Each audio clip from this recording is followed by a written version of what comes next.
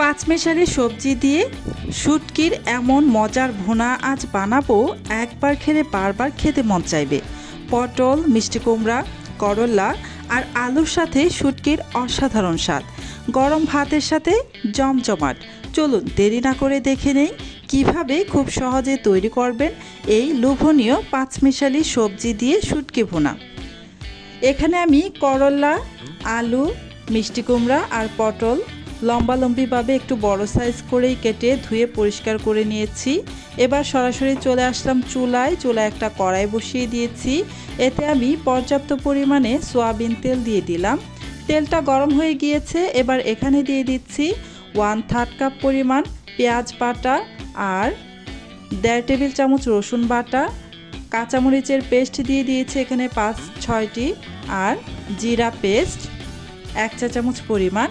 নাড়াচাড়া করে কিছুক্ষণ ভেজে নিয়ে এতে দিয়ে দিচ্ছি শুটকি। এখানে আমি টাকি মাছের ছোট ছোট শুটকি নিয়েছি। এই শুটকিগুলো আমার হাতের তৈরি করা। শুটকিগুলো দিয়ে খুব ভালোভাবে একটু নেড়ে চেড়ে কিছুক্ষণ ভেজে তারপর এখানে গুঁড়া মশলা দিয়ে দিচ্ছি।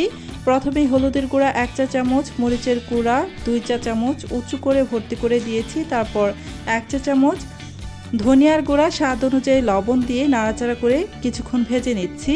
পানি ছাড়া প্রায় 2 মিনিটের মতো চুলার আঁচ একদম মিডিয়ামে রেখে তারপর নাড়াচাড়া করে ভেজে এখানে আমি কিছুটা পানি দিয়ে আবারও নেড়ে মিশিয়ে নিয়ে ঢাকনা দিয়ে ঢেকে তারপর কিছুক্ষণ কষিয়ে নিয়েছি। খুব ভালোভাবে শুটকিটাকে আমি কষিয়ে নিয়েছি। এবার এখানে দিয়ে দিচ্ছি সবজিগুলো আমি যে কেটে রেখেছিলাম, আলু, গাজর আর পটল, করলা, এগুলো দিয়ে ভালো করে নাড়াচাড়া করে মিশিয়ে নিচ্ছি। এ পর্যায়ে কিন্তু এখানে একদমই পানি ব্যবহার করা যাবে না, পানি ছাড়া কিন্তু রান্নাটা করে নিতে হবে।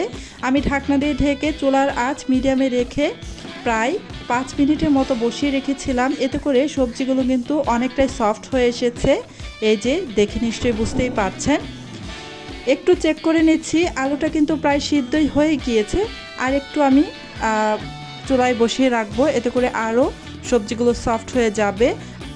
যেহেতু এই শুটকিটা রান্নায় আমি কোনো পানি ব্যবহার করিনি, পানি ছাড়া রান্নাটা করছি, সেহেতু চুলার আঁচ কিন্তু এ পর্যায়ে একদম লো আঁচে রেখে তারপর রান্নাটা করতে হবে। এই যে দেখুন, আমি লো আঁচে আরও 3 মিনিটের মতো বসিয়ে রেখেছিলাম। সবজিগুলো একদমই সফট হয়ে গিয়েছে। রান্নাটা আমার কমপ্লিট। আমার আজকের এই রেসিপিটি যদি আপনাদের কাছে ভালো লেগে থাকে তাহলে ভিডিওতে একটা লাইক দিয়ে দিন, কমেন্ট করে জানান কেমন হয়েছে। আর এমন সহজ ও মজাদার রেসিপি পেতে আমার চ্যানেলটি সাবস্ক্রাইব করে পাশেই থাকুন।